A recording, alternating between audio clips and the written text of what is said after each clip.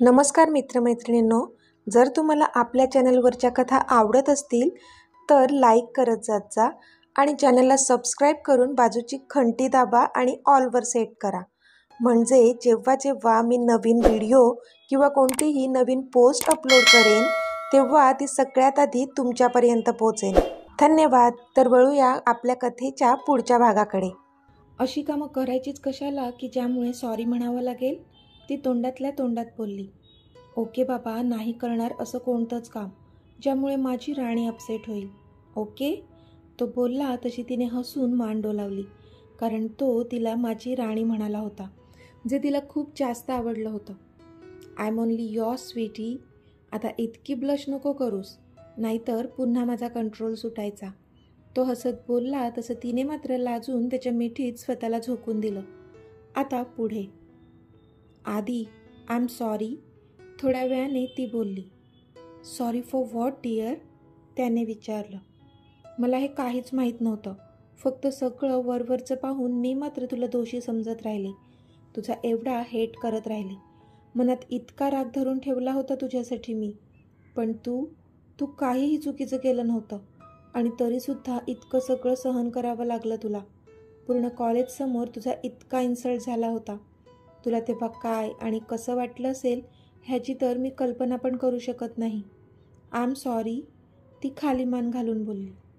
हे it's okay dear. तू अजिबात वाईट वाटून घेऊ नकोस. तुला माहीत नव्हतं म्हणून तू अशी वागत होतीस.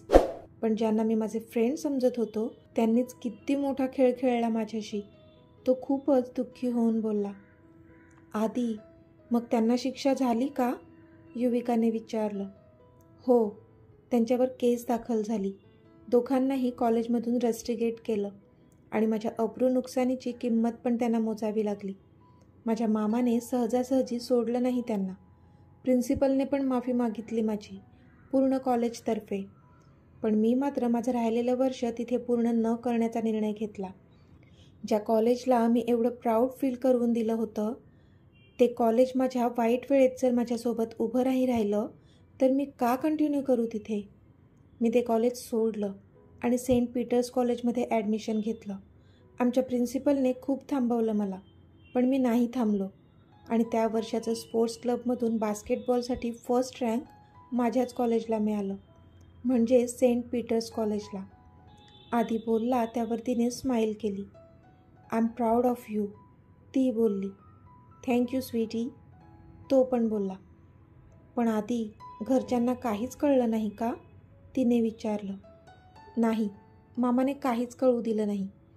त्याचं म्हणणं होतं की जर तू काही चुकीचं केलंच नाही आहे तर घरी सांगून त्यांना का टेन्शन द्यावं, म्हणून घरी नव्हतं सांगितलं. म्हणून जेव्हा तू मला धमकी देऊ लागलीस की तुला लंडन कॉलेजमधलं सगळं माहीत आहे तेव्हा मी थोडा घाबरलो. म्हणजे ही गोष्ट मला त्यांना कळू द्यायची नव्हती. आधी बोलला. I am sorry. ती पुन्हा तोंड बारीक करून बोलली. इट्स ओके डिअर, कम. तो बोलला आणि त्याने तिला कुशीत घेतलं. आता ते बेडवर बसले होते. पण युवी, मला हे कळत नाही आहे की तुला हे सर्व कसं माहीत आहे? म्हणजे तू तर नव्हतीस ना आमच्या कॉलेजमध्ये. मग? त्याने विचारलं.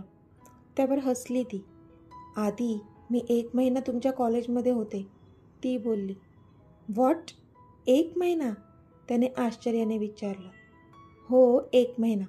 गव्हर्नमेंटचा एक प्रोजेक्ट होता आमच्या कॉलेजचा आणि तो तुमच्या कॉलेजला लिंक झाला होता.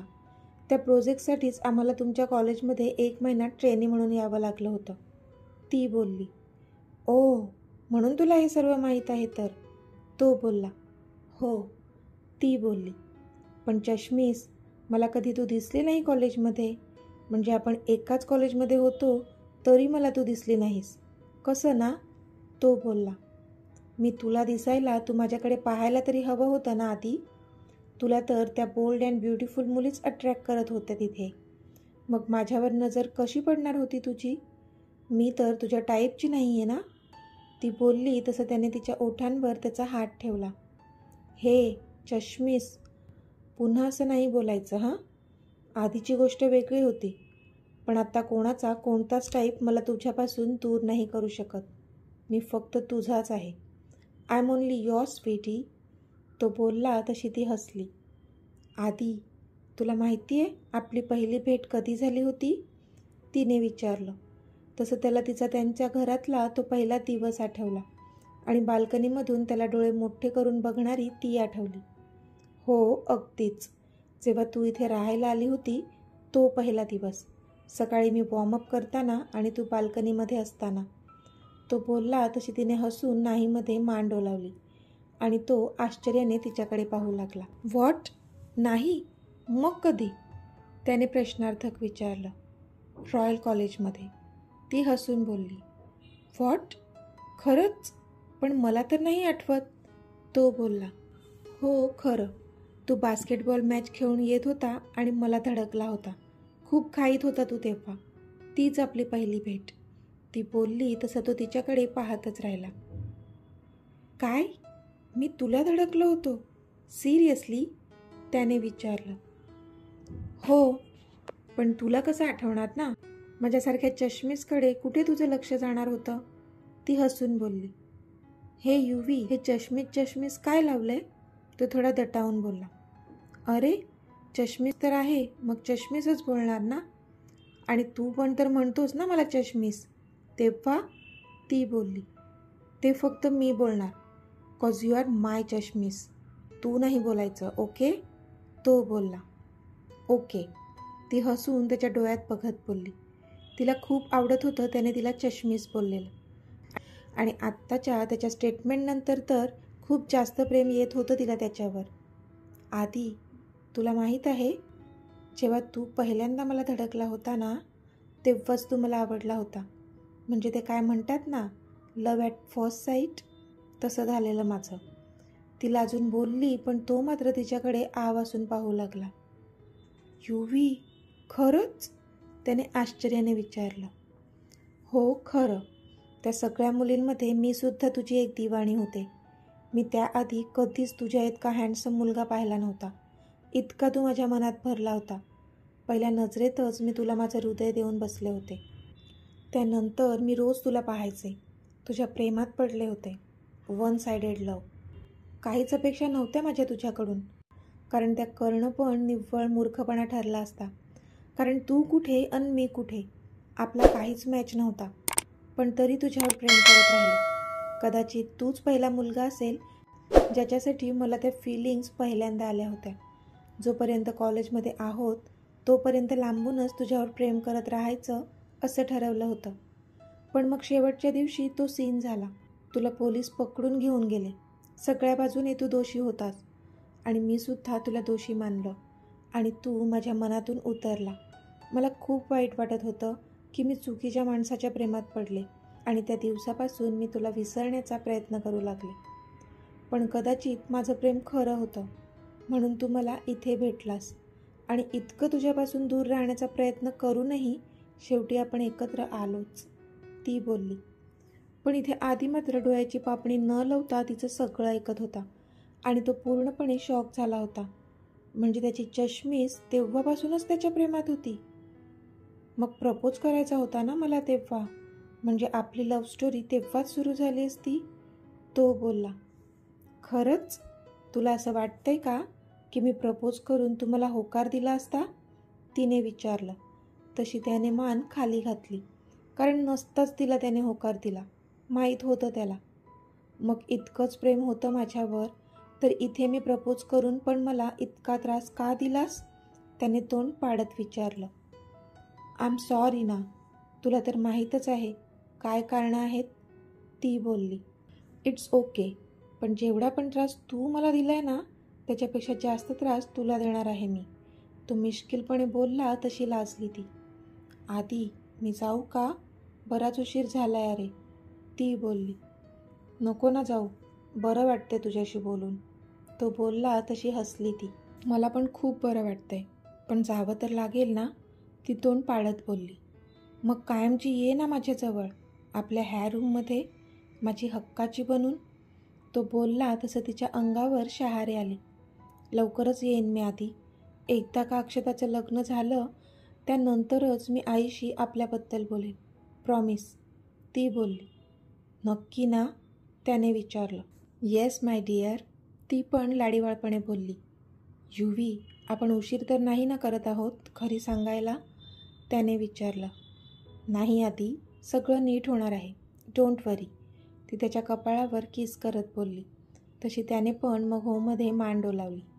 चल मी जाऊ आता, तिने विचारलं. खरंच जाणं गरजेचं आहे का? त्याने बारीक तोंड करत विचारलं. आधी किती क्यूट आहेस रे तू. बास ना आता, तुझा असा चेहरा बघून माझा पण मग पाय नाही निघत इथून, ती बोलली.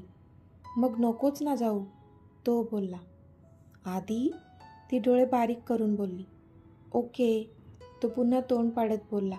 तशी तिने नकारार्थी मान हलवली. गुड नाईट डिअर, ती हसून बोलली आणि थोडं पुढे सरकून त्याच्या ओठांना स्मूच केलं तिने. तसा तो गालातच हसला. गुड नाईट स्वीटी, तो हसून बोलला आणि मग ती तिच्या रूममध्ये निघून गेली. दुसऱ्या दिवशी सकाळी डायनिंग टेबलवर सगळे नाश्ता करत बसले होते. हाय ताई, कधी आलीस? आधीने विचारलं. रात्रीच आले अरे, अनु बोलली.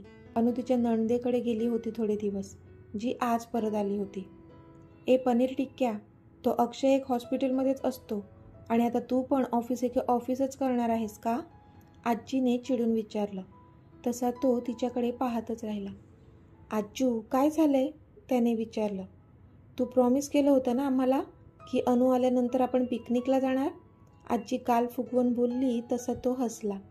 ओ, त्यासाठी तू नाराज आहेस तर? इतकंच ना, जाऊया आपण पिकनिकला. कधी जायचं तू सांग, त्याने विचारलं. मी तर उद्याच चल म्हणेन, तर येशील का तू? आजी त्याच्याकडे डोळे बारीक करून बोलली. तसा तो पुन्हा हसला. ए आजी, नाही हां, उद्या नको, मी खूप थकली आहे, आपण वीकेंडला प्लॅन करूया, अनु बोलली. चालेल मला, आजी बोलली. डन, आधी थम्सअप दाखवून बोलला. त्यावर आजी खूप खुश झाली. आता बाकीच्यांना तयार करण्याची जबाबदारी तुझी, ओके, आधी बोलला.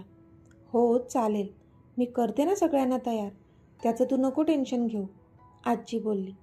अक्षू, अनयला पण सांग, ओके, आधी बोलला. तशी अक्षताची कळी खुलली. ओके ब्रो, ती पण हसून बोलली. इतक्यात युविका खाली उतरून आली. आधीचं लक्ष तिच्याकडे गेलं आणि तिने पण त्याच्याकडे पाहिलं. आधीने तिला स्माईल दिली आणि डोळा मारला. तसे तिचे डोळे मोठे झाले, कारण आत्ता डायनिंग टेबलवर सगळेच जण बसले होते, त्यामुळे ती काहीच रिॲक्ट करू शकत नव्हती. तिने डोळे बारीक करून त्याच्याकडे पाहिलं, पण तो मात्र गालातच हसला. हे युवी, पिकनिक प्लॅन झाली आहे ह्या विकेंडला, अक्षू बोलली. तशी युवीने एकदा आधीकडे पाहिलं, तर तो डोळ्यांची उघडझाप करून तिला हो बोलला. हो का, ग्रेट, कुठे जाणार आहोत, तिने विचारलं. आमच्या गावी, अक्षता बोलली. आमच्या नाही ग, आपल्या म्हण, ती पण तर आपल्याच फॅमिलीचा हिस्सा आहे ना, आजी बोलल्या. तशी अक्षूने जीभ चावली. सॉरी वहिनी, आपल्या गावी जातोय आपण, अक्षता नाटकी स्वरात बोलली. तसे सगळे हसू लागले, इव्हन आधीसुद्धा. पण युवी मात्र त्याला हसताना पाहून शॉक झाली, कारण अक्षूने तिला वहिनी म्हणून हाक मारली होती, तरी तो चिडला नव्हता. पण तिला हे कळायला थोडा उशीरच लागला की ती आधीची जरी बायको झाली तरी नात्याने ती अक्षताची वहिनीच लागणार होती. हे युवी, दादाला सांगा, नाहीतर तो आपला हॉस्पिटलमध्येच बिझी राहील, अक्षता बोलली. तशी तिने मान डोलावली. युविका आणि आधी आता दोघेही ऑफिससाठी निघून गेले. आता मधले 4 दिवस असेच निघून गेले होते. आज फ्रायडे होता. परी ऑफिसला आली होती, पण मागचे 4 दिवस मात्र तिला 4 वर्षांसारखे वाटले होते, कारण मागच्या 4 दिवसात तिचं आणि ऋषीचं काहीच बोलणं झालं नव्हतं. तिने त्याला मेसेजेस, कॉल्स केले होते, पण त्याने मात्र तिच्या एकही मेसेजला रिप्लाय दिला नव्हता किंवा तिचा कॉलसुद्धा घेतला नव्हता. तिला आता हे सगळं असह्य झालं होतं. तिला त्याला भेटायचं होतं, त्याचा आवाज ऐकायचा होता. कधी कोणासाठी तिने एवढं फील केलं नसेल ते आता ती त्याच्यासाठी करत होती. तिला माहीत होतं की हे तिच्या कमिटमेंटच्या अगदी विरुद्ध होतं, जी तिने तिच्या आई वडिलांना दिली होती, की कधीच कोणाच्या प्रेमात पडणार नाही आणि ते म्हणतील त्या मुलाशी लग्न करेल. पण कितीही ठरवलेलं असलं तरी आज मन मात्र त्याच्याकडेच धाव घेत होतं. खूप थांबवलं होतं तिने स्वतःला त्याच्यापासून दूर राहण्यासाठी, पण नाही थांबवू शकत होती ती स्वतःला त्याच्या आठवणीतून बाहेर काढण्यासाठी. जेव्हा तो सोबत होता तिला ह्याची जाणीव झालीच नव्हती, पण आता जेव्हा तो तिच्यापासून दूर झाला होता तेव्हा तिला कळलं होतं की तिचं प्रेम जडलंय त्याच्यावर आणि आता एक क्षणही त्याच्याशिवाय आपण नाही राहू शकत. ह्या दिवसात युविकाने तिला भेटण्याचा प्रयत्न केला होता, पण परी मात्र तिला भेटायला गेलीच नव्हती. ती स्वतःच इतकी डिस्टर्ब झाली होती की युवीशी काय बोलणार होती ती, म्हणून तिने तिला भेटायचं टाळलं होतं. इथे ऋषीने मात्र स्वतःला कामात झोकून दिलं होतं. परीच्या आठवणीतून बाहेर निघायचं होतं त्याला. तिची सवय तुटावी म्हणून तो तिचे कॉल्स पण घेत नव्हता आणि नाही तिच्या मेसेजना रिप्लाय करत होता. कारण आता पुन्हा त्याला तिच्यात गुंतायचं नव्हतं. फक्त मित्र बनून राहायचं नव्हतं त्याला तिच्या आयुष्यात, म्हणून स्वतःला टप बनवत होता तो. आता ऑफिस सुटायची वेळ झाली होती, पण परीचं मात्र डोकं काम करेनसं झालं होतं. आज दिवसभरात तिने त्याला कितीतरी वेळा कॉल केला होता, पण नव्हता घेतला त्याने. ती इतकी बेचैन झाली होती की तिला काहीच सुधरत नव्हतं. शेवटी तिने तिचा मोबाईल हातात घेतला आणि त्यावर एक मेसेज टाईप केला आणि तो त्याला सेंड केला. मग तिने तिची पर्स उचलली आणि ती ऑफिसमधून बाहेर निघाली. इथे रियांश मीटिंगमध्ये बिझी होता. असं तर तो तिचे कॉल्स रिसीव्ह करत नव्हताच, पण आता त्याची मीटिंग संपली होती आणि त्याने त्याचा फोन हातात घेतला होता, तर त्यावर त्याला तिचे 15 मिस कॉल्स दिसले आणि तो स्तब्ध झाला. त्याचा फोन सायलेंट होता म्हणून त्याला कळलंच नाही. मग त्याने त्याचा इनबॉक्स ओपन केला आणि तिचा मेसेज वाचला. हाय ऋषी, मी आपल्या नेहमीच्या कॅफेमध्ये तुझी वाट पाहत आहे. आय नो तू रागावला आहेस माझ्यावर, पण आज जर तू मला भेटायला आला नाहीस तर मी तुझ्यापासून इतकी दूर निघून जाईन ना की तुला ह्यापुढे कधीच दिसणार नाही मी. पण तिचा तो मेसेज वाचून त्याच्या मात्र काळजात धस्स झालं. तो घाबरला आणि तसाच तिथून उठून ऑफिसच्या बाहेर आला. त्याने तिला कॉल केला तर तिचा फोन आता स्विच ऑफ येत होता. तो स्वतःवरच चिडला आणि गाडीचा स्पीड वाढवत तो निघाला त्या कॅफेच्या दिशेने. तर मित्रमैत्रिणींनो, आजचा भाग तुम्हाला कसा वाटला ते मला कमेंटमध्ये सांगा आणि जर आवडला असेल तर व्हिडिओला लाईक करा, शेअर करा आणि चॅनलला सबस्क्राईब करून बाजूची घंटी नक्की दाबा. चला तर भेटूया आपल्या पुढच्या भागात. तोपर्यंत धन्यवाद.